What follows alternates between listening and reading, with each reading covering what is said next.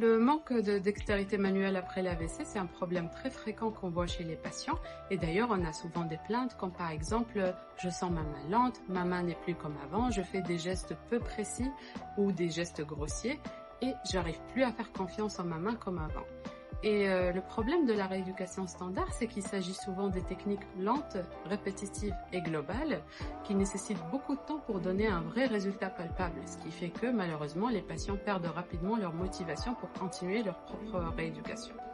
Donc le Dextrain, personnellement, je le trouve un bon complément de rééducation standard, surtout qu'il s'agit d'un apprentissage moteur ciblé. Et c'est ça l'originalité de ce device. Et d'ailleurs, au jour d'aujourd'hui, c'est l'un des rares devices qui traite la problématique de la motricité fine de la main.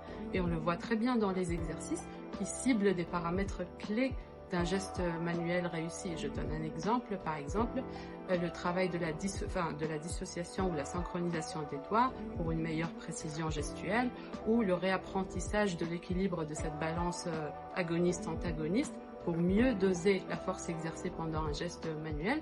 Donc l'ensemble fait travailler l'harmonie du mouvement, ce qui permettra de mieux intégrer la main dans le schéma moteur du mouvement.